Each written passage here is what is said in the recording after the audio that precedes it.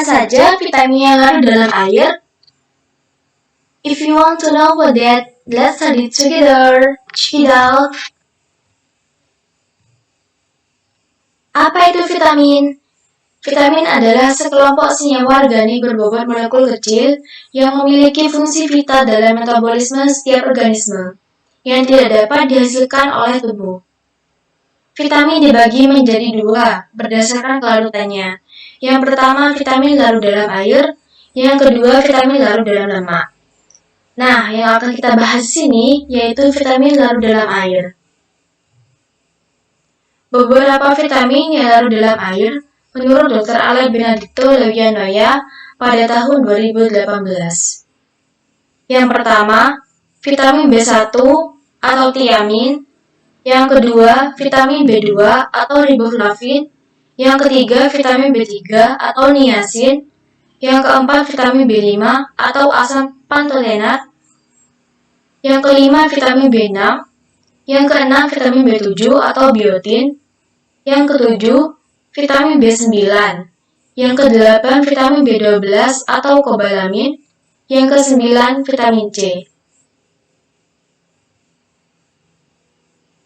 Vitamin B1 atau yang biasa disebut tiamin adalah vitamin yang terlarut dalam air. Tiamina terdiri atas cincin pirimidina dan cincin tiazola yang mengandung sulfur dan nitrogen yang dihubungkan oleh jembatan metilen. Turunan fosfatnya ikut serta dalam banyak proses sel. Tiamina disintesis dalam bakteri, fungi, dan tanaman. Rumus molekul dari tiamina ini yaitu C12H17N4OS+. Kemudian vitamin B2 atau riboflavin ialah mikronutrisi yang mudah dicerna, bersifat larut dalam air, dan memiliki peranan kunci dalam menjaga kesehatan pada manusia dan hewan. Vitamin B2 diperlukan untuk berbagai macam proses seluler. Rumus molekul dari vitamin B2 ialah C17H20N4O6. Kemudian vitamin B3 atau niacin, salah satu senyawa organik yang ditemukan pada tahun 1937 yang berfungsi untuk mencegah penyakit pellagra. Senyawa organik yang lain disebut nikotinamida, keduanya mengandung alkaloid, nikotina, dan kemudian disebut sebagai vitamin B3. Meskipun nikotinamida berkalah nikotinamina, rumus molekulnya C6H5NO2. Kemudian vitamin B5, asam pantotenat merupakan salah satu jenis vitamin golongan vitamin B kompleks yang bersifat larut dalam air. Vitamin ini pertama kali ditemukan pada tahun 1933. Di dalam tubuh, asam pantotenat berperan sebagai koenzim A yang berperan vital dalam banyak metabolisme pelepasan energi. Rumus molekulnya yaitu C9H17NO5. Kemudian vitamin B6. Pyridoxine atau vitamin B6 adalah nutrisi penting bagi tubuh yang berperan untuk mengubah makanan yang dikonsumsi menjadi energi, memproduksi sel-sel darah merah, serta menjaga kerja jaringan saraf. Rumus molekulnya C8H11NO3. Kemudian vitamin B7 atau biotin ialah vitamin larut air yang juga dikenal dengan vitamin H. Vitamin ini memiliki peranan yang sangat besar dalam reaksi biokimia di dalam tubuh, seperti dalam transfer karbon dioksida dan metabolisme karbohidrat dan lemak. Rumus molekulnya yaitu C10H16N2O3S. Kemudian vitamin B9 adalah vitamin yang larut dalam air. Vitamin B9 sangat penting untuk berbagai fungsi tubuh, mulai dari sintesis nukleotid ke remitilasi homosistem. Vitamin ini terutama penting pada periode pembelahan dan pertumbuhan sel. Rumus molekulnya ialah C19H19N7O6.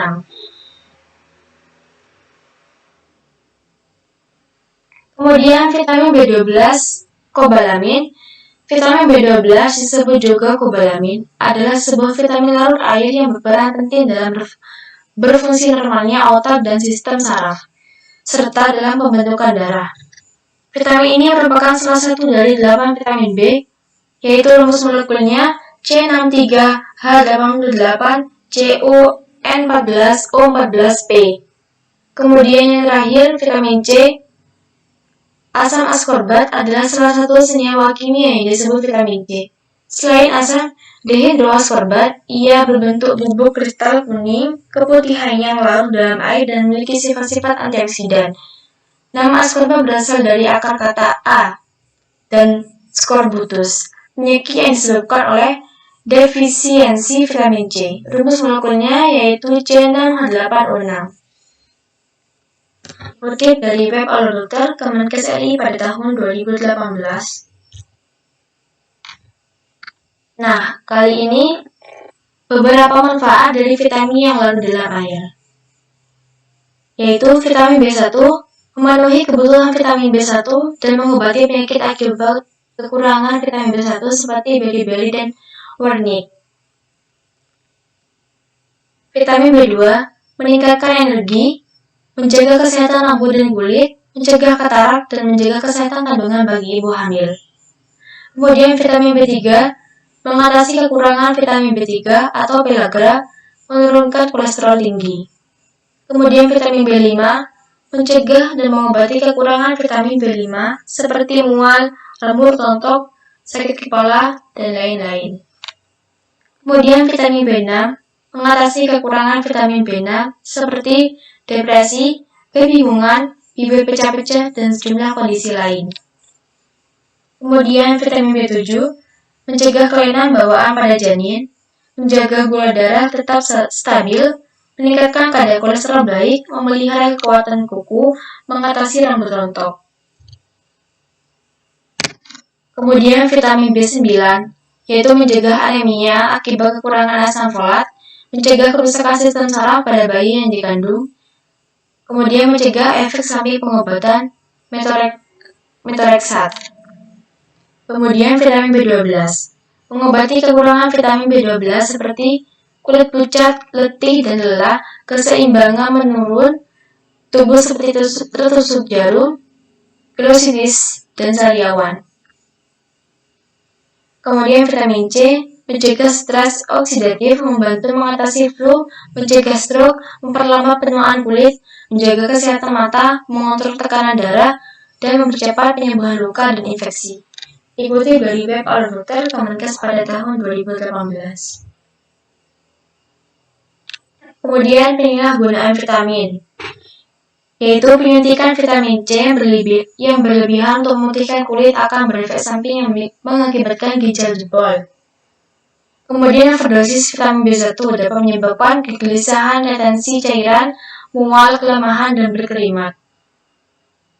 Pada kasus yang parah, overdosis tiamin dapat menyebabkan pusing, kesulitan bernafas, dan desak di dada, pembengkakan pada lidah atau wajah, atau perubahan warna kulit. Kemudian overdosis vitamin B2, yaitu menyebabkan peningkatan buang air kecil dan juga diare.